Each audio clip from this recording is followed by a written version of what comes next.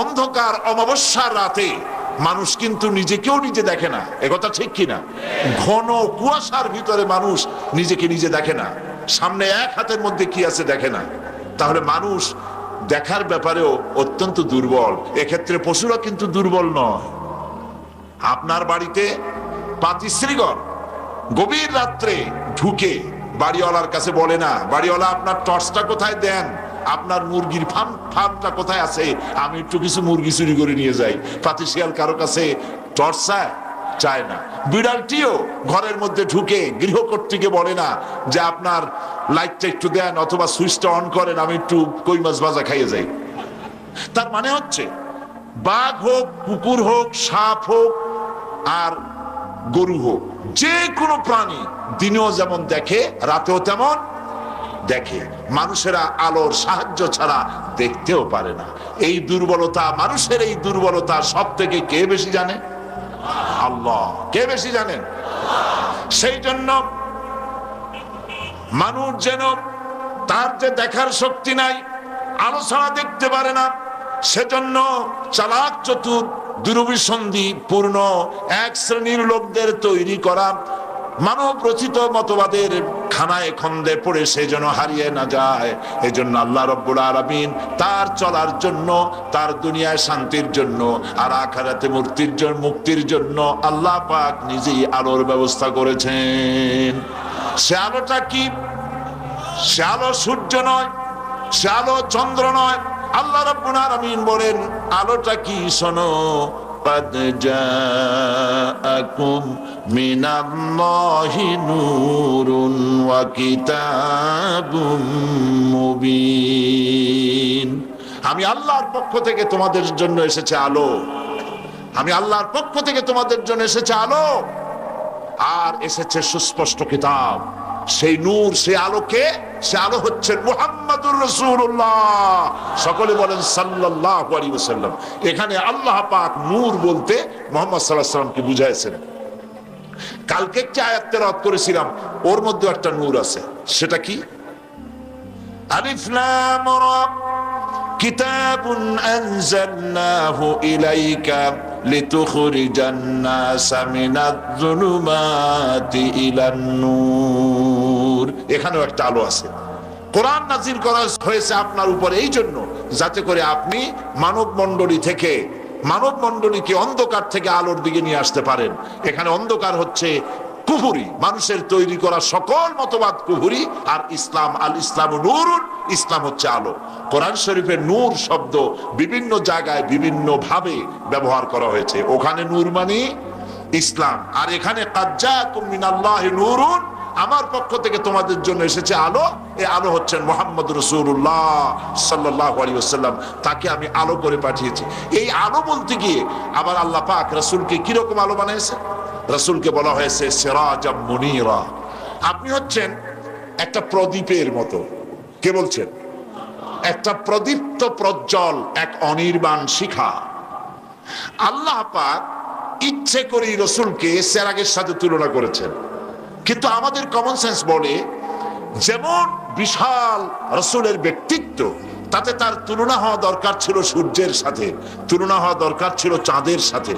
তা না করে আল্লাহ টিম টিম করে জ্বলা একটা ল্যাম্প, একটা চেরাগ, একটা বাতি, একটা প্রদীপের সাথে তুলনা করলেন। এর সিগনিফিকেন্স কি? এর কারণ কি? উদ্দেশ্য কি?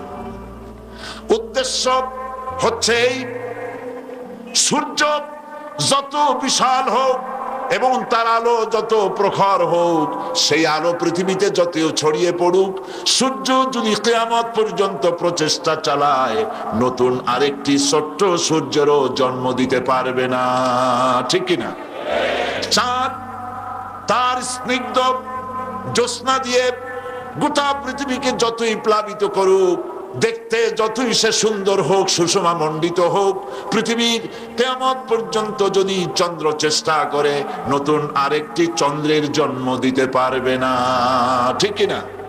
কিন্তু প্রদীপ, চেরাগ সারা পৃথিবীতে, ধরেন পৃথিবী বাদ দেন, বাংলাদেশে সব জায়গায় লোডশেডিং চলতেছে, বিদ্যুৎ নাই, শেষ, সব শেষ। শোনা গেল ঢাকায় এক জায়গায় একটা চেরাগ আছে, একটা প্রদীপ আছে, একটু আলো আছে। এখন ঢাকার চতুর্দিক থেকে লোকেরা ছুটেছে ওই বাড়ির চেরাগটা থেকে আলো নেওয়ার জন্য। এটা শুনে যার বাড়িতে চেরাগটা আছে সে কি ভয় ভয় পড়ে তার ওই চেরাগ নিয়ে কি দৌড়ে পালাবে নাকি? কারণ কি? কারণ হলো যত মানুষ আসুক এই চেরাগ থেকে আলো নিতে, একটা, দুইটা, 100টা, 1 কোটি, শত সহস্র কোটি আলো যদি মূল আলো থেকে নিতে থাকে, চেরাগ থেকে আলো কি একটু কমবে? কমবে না। এই জন্য রাসূল করিম সাল্লাল্লাহু আলাইহি সাল্লামকে আল্লাহ পাক সূর্যের সাথে তুলনা করেন নাই, কারণ সূর্যের কোনো নিজস্ব উৎপাদনী ক্ষমতা নাই, নতুন সূর্য বানাইতে পারবে না, চাঁদও বানাতে পারবে না। রাসূলকে আল্লাহ পাক জ্ঞানের প্রদীপ বানালেন, এমন জ্ঞানের প্রদীপ যে তার থেকে জ্ঞান কিয়ামত পর্যন্ত মানুষেরা নেবে, মূল জ্ঞান থেকে এতটুকুন কম পড়ে যাবে না। রাসূল করিম সাল্লাল্লাহু আলাইহি ওয়াসাল্লামকে আল্লাহ পাক জ্ঞানের সাগর বানিয়েছেন, মহাসাগর, মহাসমুদ্র বানিয়েছেন। এই জন্য রিসালাতের প্রয়োজন সব থেকে বেশি। আর এই রিসালাত, এই নবুয়ত নির্বাচনের মাধ্যমে হয় না। নির্বাচন করে, ইলেকশন করে, ভোটাভুটির মাধ্যমে এমপি বানানো যায়, মন্ত্রী বানানো যায়, প্রেসিডেন্ট বানানো যায়, চেয়ারম্যান মেম্বার বানানো যায়, কিন্তু ভোট দিয়ে নবী বানানো যায় না। পৃথিবীতে আজ কত পরাশক্তি, কত নবুয়তের দাবি করতে পারে কত মানুষ, যারাই নবুয়তের দাবি করলো কেউ কিন্তু টিকতে পারে নাই। কথা ঠিক কিনা? যেহেতু নবুয়ত দাবি করার ব্যাপার নয়, নবুয়ত প্রতিষ্ঠিত করার ব্যাপার। আর নবুয়ত হচ্ছে আল্লাহ প্রদত্ত। ইলেকশনের মাধ্যমে নবুয়ত হয় না, নবুয়ত হয় সিলেকশনের মাধ্যমে। সিলেকশন করেন কে? সবাই বলুন, কে করেন? আল্লাহ পাক নবী সিলেক্ট করেন। সেই নবী আবার মানুষের মধ্য থেকে ফট করে একজনকে ধরি নবী বানান না। নবী বানাবার জন্য আল্লাহ পাক আলমে আরা থেকেই চুজ করে নেন কাকে তিনি নবী বানাবেন।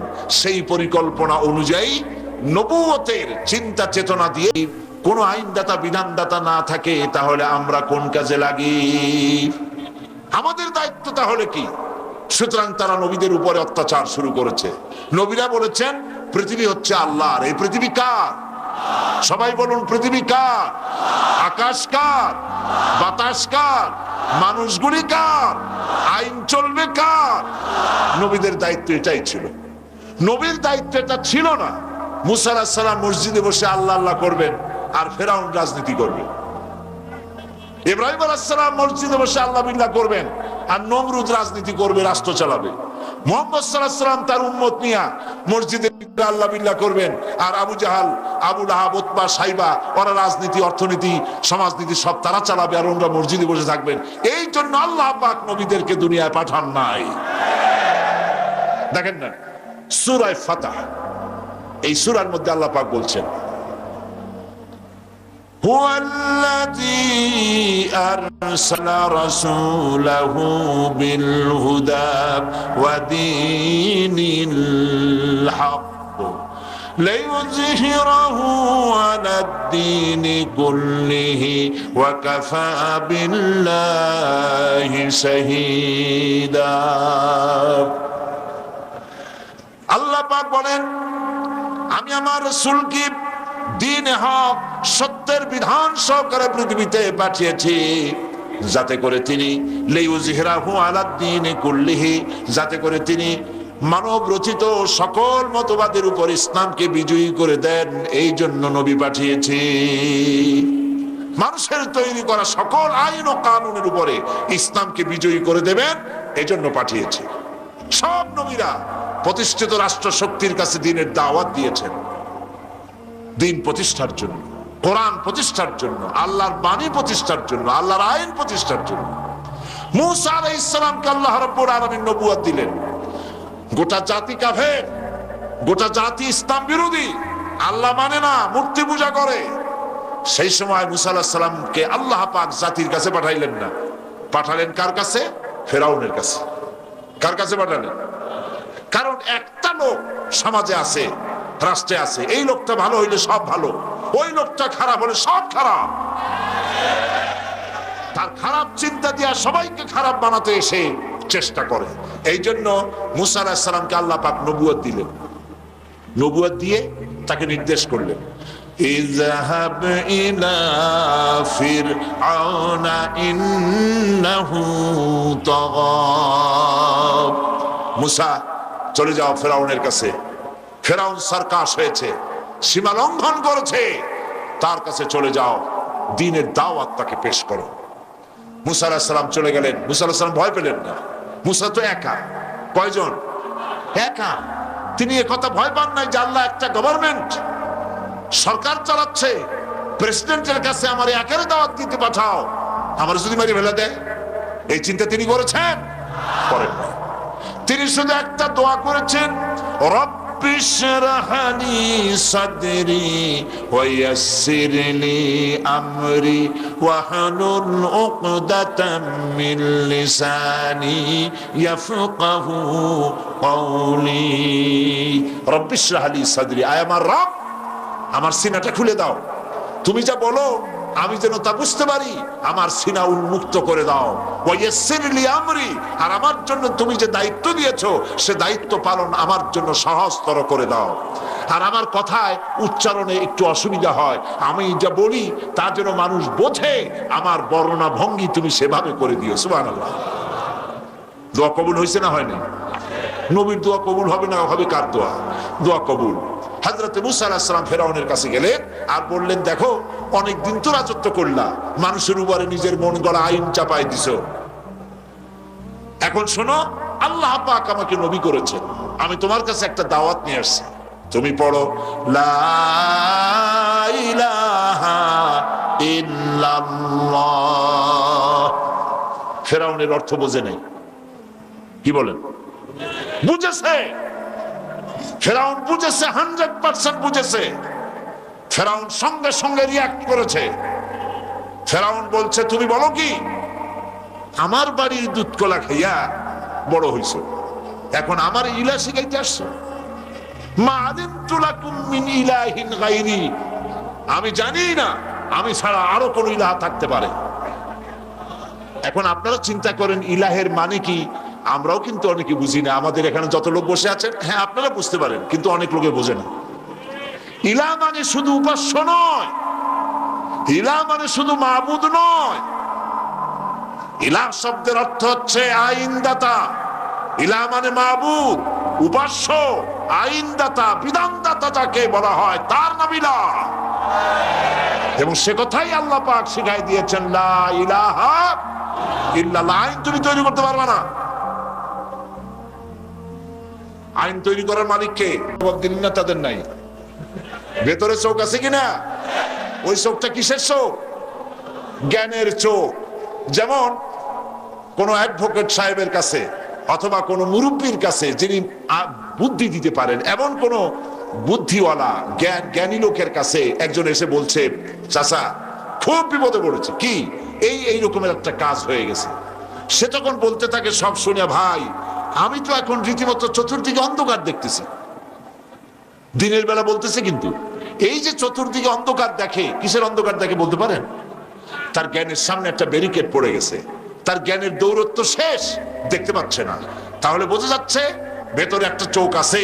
আল্লাহ বলেন বাইরের চোখ ঠিক আছে, ভিতরের চোখ নষ্ট হয়ে গেছে। নবীদেরকে আমি পৃথিবীতে পাঠাইছি এই চোখগুলিকে অপারেশন করার জন্য, যাতে করে বাইরের চোখগুলি, জ্ঞানের চোখগুলি উন্মেষ ঘটে যায়, পৃথিবীকে বুঝতে পারে, মানুষকে তারা বুঝতে পারে। এখন নবীদের কথা মানবো কেন? নবীদের কথা মানবো এই কারণে, যেহেতু নবীরা যা বলেছেন নিজেদের কথা তারা কেউ বলেন নাই, যা বলেছেন আল্লাহর কথা বলেছেন। এটা ঠিক কিনা? কিভাবে বুঝলেন? ঠিক বুঝলাম এইভাবে, আদম আলাইহিস সালাম যা বলেছেন নূহ আলাইহিস সালাম তার উল্টা বলেন নাই। নূহ আলাইহিস সালাম যা বলেছেন ইব্রাহিম আলাইহিস সালাম তার ব্যতিক্রম ধর্মী কোনো কথা বলেন নাই। মুহাম্মদ সাল্লাল্লাহু আলাইহি ওয়াসাল্লাম তার থেকে উল্টা কোনো কথা বলেন নাই। এমন কি হয়েছে, একজন নবী বলেছেন আল্লাহ আছেন, আর একজন বলেছেন আল্লাহ একাধিক হতে পারে, নাউজুবিল্লাহ। বলেছেন কেউ? একজন বলেছেন পরকাল আছে, আর একজন বলেছে নাও থাকতে পারে, এ ব্যাপারে সন্দেহ আছে, বলেছে কেউ? সমস্ত নবীদের সব দাওয়াত এক, এবং তাদের স্লোগান ছিল একটাই। নবীদের স্লোগান ছিল কয়টা? দুনিয়ার সমস্ত নবীরা একই স্লোগান দিয়েছেন, আদম আলাইহিস সালাম থেকে শুরু করে আখিরি জামানার পয়গম্বর পর্যন্ত দুনিয়ার সব নবীরা একটাই স্লোগান দিয়েছেন, লা ইলাহা ইল্লাল্লাহ। সবাই পড়েন, লা ইলাহা ইল্লাল্লাহ, লা ইলাহা ইল্লাল্লাহ, লা ইলাহা ইল্লাল্লাহ, লা ইলাহা ইল্লাল্লাহু মুহাম্মাদুর রাসূলুল্লাহ। সব নবীদের একই স্লোগান, লা ইলাহা ইল্লাল্লাহ। স্লোগানটা কি ছিল, তার অর্থ কি ছিল, ব্যাখ্যা কি ছিল, পরে আসতেছে। নবী আল্লাহ পাক পৃথিবীতে পাঠান এবং পৃথিবীর সর্বশ্রেষ্ঠ সন্তান হচ্ছেন আল্লাহর নবীরা। তাদের থেকে চরিত্রবান, তাদের থেকে শ্রেষ্ঠ পৃথিবীতে আর কেউ হতে পারে না। সৌভাগ্যজনক, আমাদের জন্য সৌভাগ্য, আমরা এমন এক নবীর উম্মত যিনি হচ্ছেন বিশ্ব নবী। তিনি কি নবী? বিশ্ব নবী।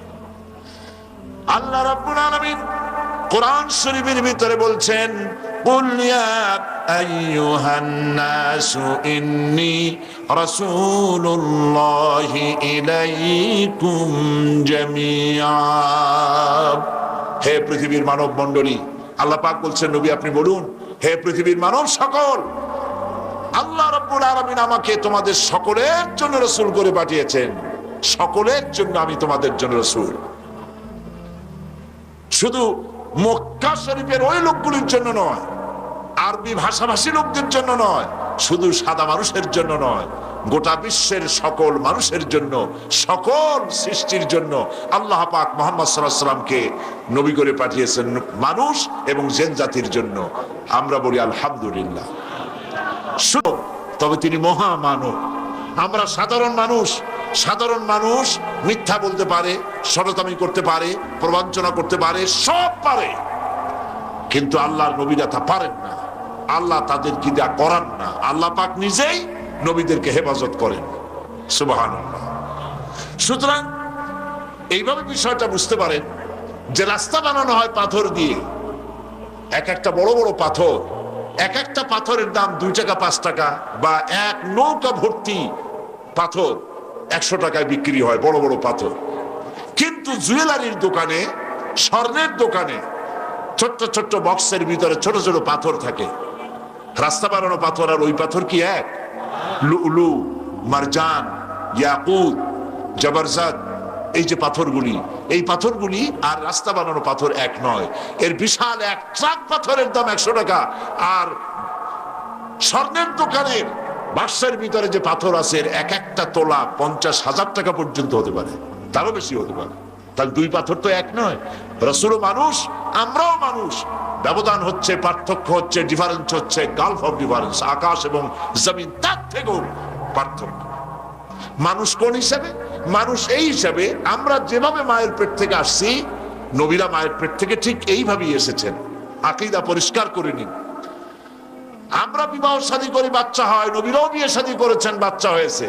আমরা বাজার ঘাট করি, নবীরাও বাজার ঘাট করে। আমরা খাই দাই, নবীরাও খায়। এই জন্য কাফেররা বিশ্বাস করতে পারে নাই বলে কাফেররা বলেছে, মালে হাজার রাসূল, এটা কি ধরনের রাসূল যে আমাদের মতো ভাত খায়, আমাদের মতো বাজারে যায়। সুতরাং এগুলি হচ্ছে কুফরি চিন্তা। তিনি মানুষ, এইভাবে দুঃখ হলে তিনি কাঁদতেন, সুখ হলে তিনি হাসতেন, আনন্দের অনুভূতি, দুঃখের অনুভূতি, খাওয়া, ঘুমানো সব তার ছিল। এই দিক থেকে তিনি মানুষ, কিন্তু চারিত্রিক দিক থেকে, মন এবং মননশীলতার দিক থেকে, সকল দিক থেকেই তিনি অসাধারণ মানুষ ছিলেন। একথা বিশ্বাস করে নিতে হবে। রাসূল করিম সাল্লাল্লাহু আলাইহি ওয়াসাল্লামকে আল্লাহ রাব্বুল আলামিন পৃথিবীতে পাঠালেন। সমস্ত নবী পৃথিবীতে এসেছেন একটাই দাওয়াত নিয়ে। সেই দাওয়াতটা কি?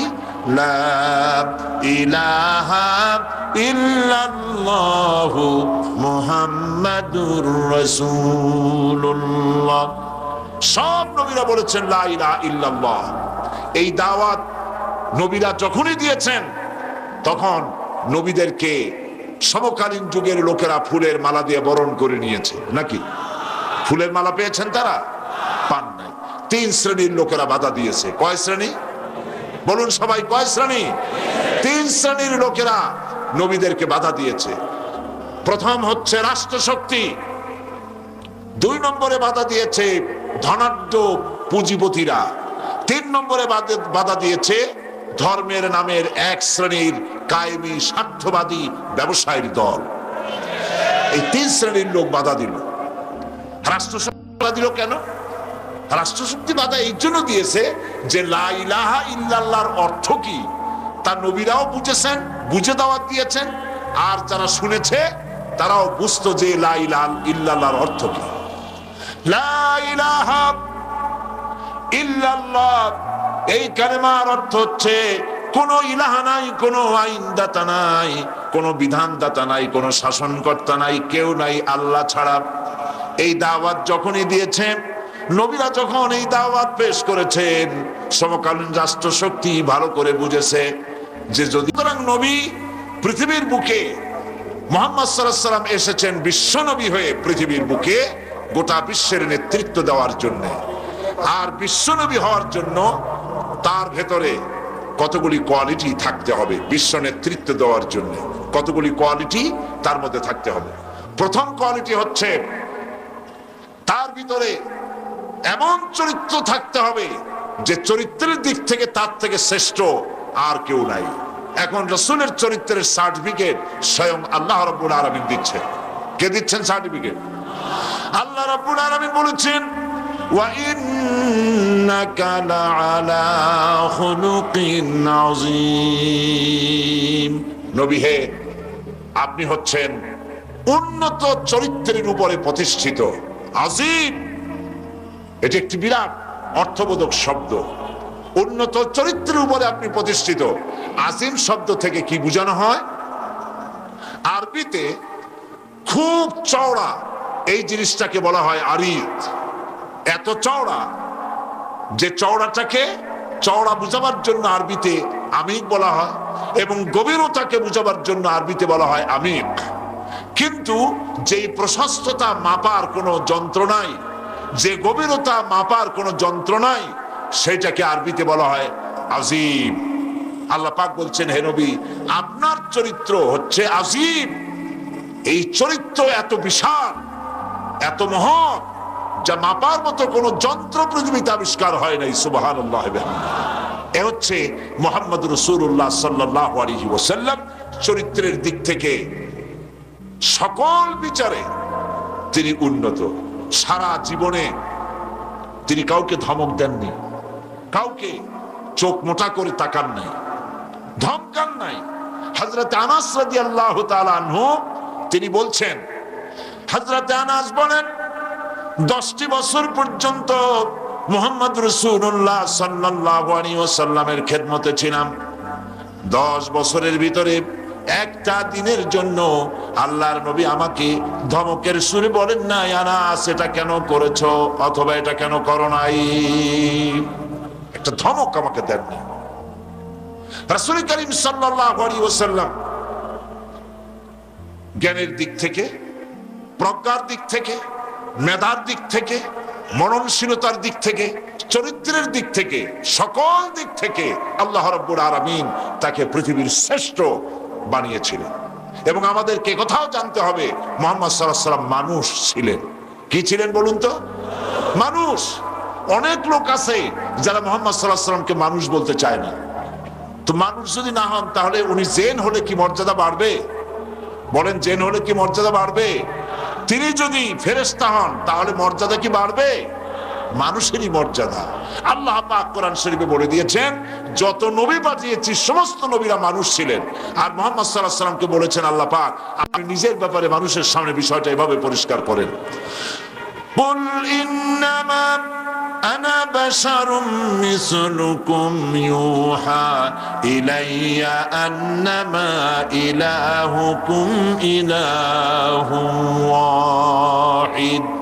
আল্লাহ পাক বলেন, নবী আপনি বলে দেন, আমি তোমাদের মতোই মানুষ, আমি তোমাদের মতোই মানুষ। আমার কাছে ওহী আসে, তোমাদের কাছে ওহী আসে না।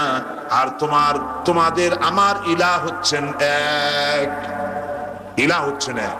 আমি তোমাদের মতোই মানুষ। কে শিখাচ্ছেন কথা? আল্লাহ পাক শিখাচ্ছেন আমি তোমাদের মতোই মানুষ। তার অর্থ এই নয়, ব্যাখ্যাটা বুঝে নিন, মুহাম্মদ সাল্লাল্লাহু আলাইহি ওয়াসাল্লাম আমাদের মতো মানুষ, তার অর্থ এই নয় যে আমাদের মতো সাধারণ মানুষ। মুহাম্মদ সাল্লাল্লাহু আলাইহি ওয়াসাল্লাম মানুষ, তবে অসাধারণ মানুষ। মুহাম্মদ সাল্লাল্লাহু আলাইহি ওয়াসাল্লাম তিনি মানব, জন্মলগ্ন থেকে শুরু করে তাকে তৈরি করা হয়। এই জন্যই নবীরা হচ্ছেন পৃথিবীর সর্বশ্রেষ্ঠ চরিত্রবান, তাদের থেকে শ্রেষ্ঠ চরিত্রবান মানুষ পৃথিবীতে আর নাই। সুবহানাল্লাহ ওয়া বিহামদিহি। এখন এই নবুয়তের দরকার কেন, সেই কথাটা একটু বলে নিই। নবুয়তের দরকার কেন? কারণ হচ্ছে পৃথিবীর মানব মণ্ডলীকে, মানুষ তো পশু নয়, আগেই বলেছি, ম্যান ইজ সোশ্যাল অ্যানিমেল। মানুষ হচ্ছে একটা সামাজিক জীব। তার ব্যক্তি আছে, পরিবার আছে, সমাজ আছে, রাষ্ট্র আছে, তার অর্থনীতি আছে, তার পারিবারিক নীতি আছে, তার যুদ্ধ নীতি আছে, পররাষ্ট্র নীতি আছে, চুক্তি নীতি আছে, সন্ধি নীতি আছে। পৃথিবী নিয়ে তাকে বাঁচতে হয়। সুতরাং এই পৃথিবীর মানুষগুলিকে পথ দেখাবার জন্য দুই শ্রেণীর লোক কাজ করেছে। বলুন তো কয় শ্রেণী?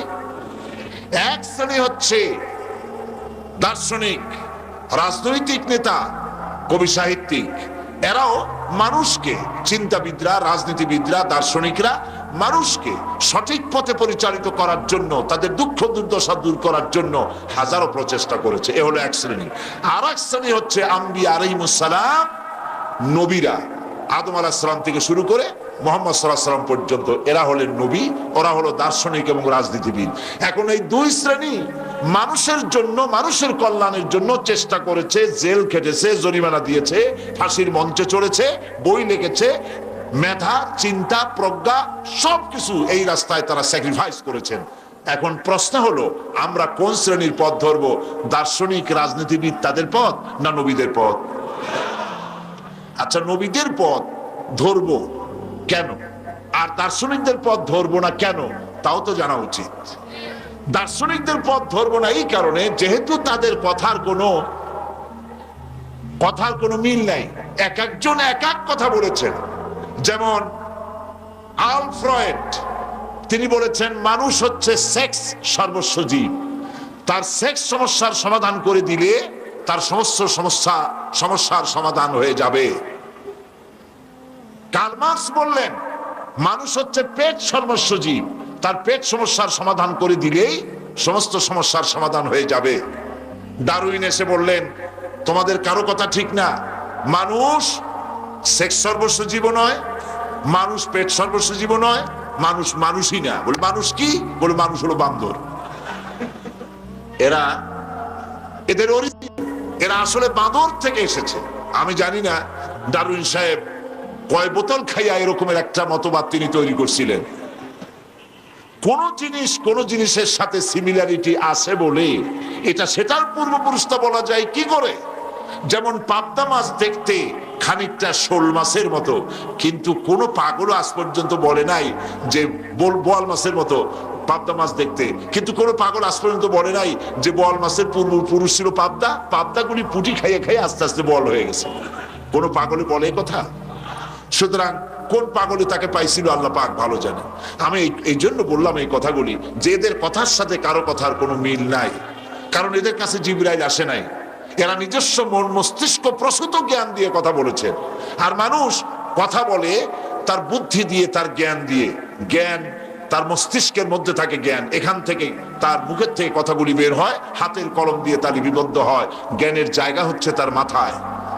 এখন লক্ষ্য করুন, কার্ল মার্কস চিন্তা করেছে পেটের কথা। এখন পেটের মধ্যে যা আছে কার্ল মার্কসের তা উঠছে কোথায়? মাথার উপরে উঠেছে। ডারউইন চিন্তা করেছে, আলফ্রেড চিন্তা করেছে সেক্সের কথা। এখন সেক্স জাতীয় যন্ত্রপাতি উঠছে তার মাথার উপরে।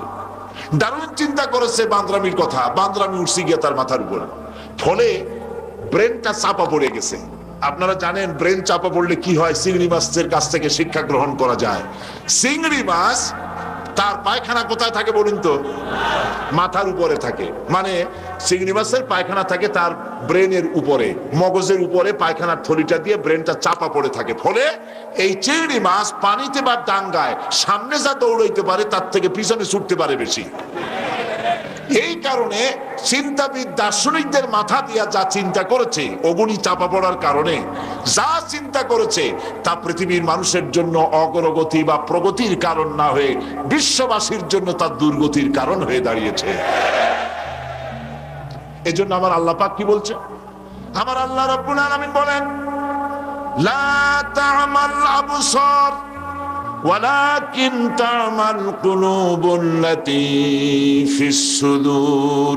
আল্লাহ পাক বলেন, এদের বাইরের চোখ নষ্ট হয়ে যায় নাই, এদের ভেতরের অন্তর্দৃষ্টি তাদের নষ্ট হয়ে গেছে।